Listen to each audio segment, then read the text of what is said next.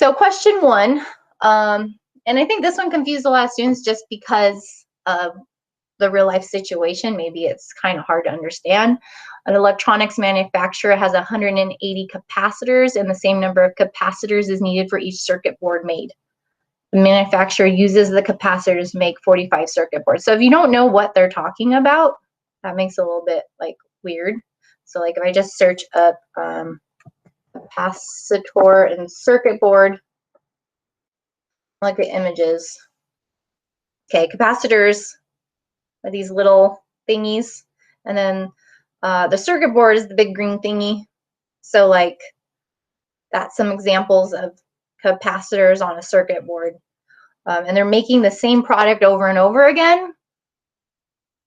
So that means that every circuit board is using the same amount of capacitors. And then in the graph here, we have circuit boards made along the x-axis and capacitors remaining on the y-axis. And this is using intercepts. So we're talking about intercepts. We're talking about these extreme beginning and ends of a situation. So at the very beginning, we start with 180 capacitors and we have no circuit boards. At the very end of production, we are out of capacitors, but we have 45 circuit boards. So from that, that tells us what our x and y intercept are. The y-intercept, okay, which is on the y-axis, y-intercept is on the y-axis, tells us how many capacitors we start with, which is 180. Started with 180. Okay, and then the x-intercept down here on the x-axis tells me how many total circuit boards were made, which is 45. Which means that when 45 boards have been made, there are no capacitors remaining. We've used them all. Okay, now if you check your answer now, it's not going to be right because you have to graph it. And I will say that this graph is, you have to be very precise with HMH. If you don't try to be very precise, it's going to tell you you're wrong, even if you're really close. So 180 is the y-intercept. So if I'm graphing a line using intercepts, I have 2 points. 1 point is the y-intercept to the x-intercept. So the y-intercept at 180 is like right above 175, okay, because all the way up here is 200. And then 45, well, 25 to 50, 45 is right before 50. So let's see if we get this on the first shot. And then sometimes it's just kind of stubborn. So you do have to make sure you have the x. And then, and see, it's like kind of weird how that's going, but nope, see, that's definitely wrong. So I'm going to try it again. You may have to try it a couple times until it seems like it works. 45 to 180, maybe. I think it's a little easier to start down at the x-axis and go up. Let's see if it thought that was okay. It did. It thought it was correct.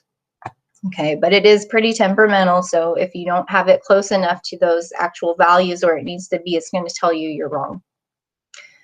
So that's how you do 1. Question 2.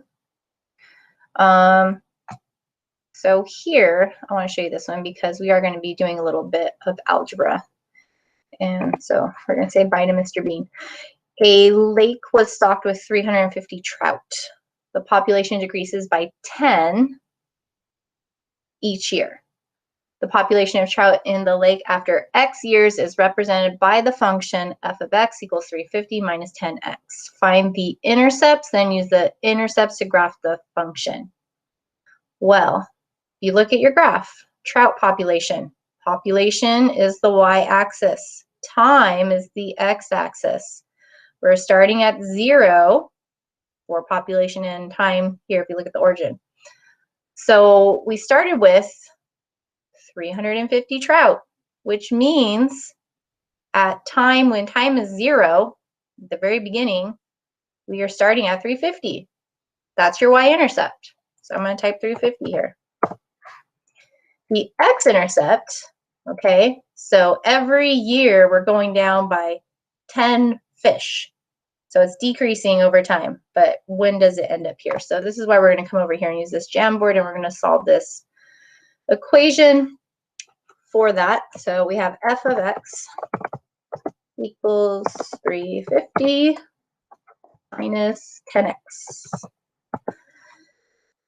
All right, so that's function notation. If you guys remember, you can always switch out the f of x for a y, and then maybe that looks a little bit less crazy, a little more manageable. Okay, that's the same thing. Y equals 350 minus 10x. That's the graph we're going to graph. And we're using that by plotting the intercepts. We already know that the y-intercept is 350, but we don't know the x-intercept.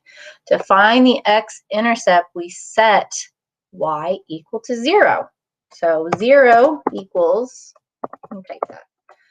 To find the x-intercept, just set y equal to 0.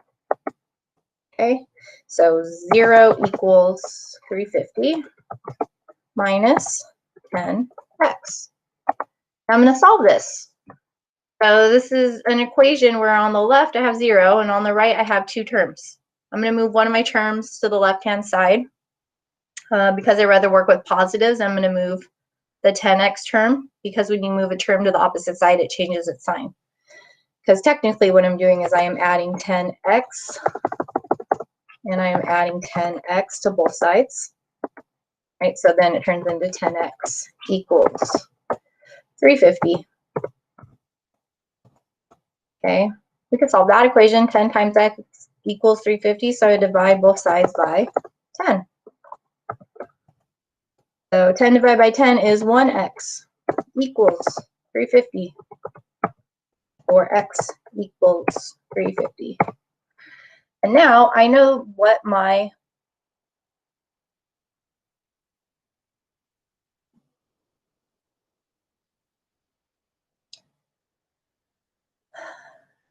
x-intercept. I found the y-intercept. How did that work? Did I make a mistake? I didn't divide. That's what I did. Look at that. I just wrote 350 again. Why did I do that? You guys catch that?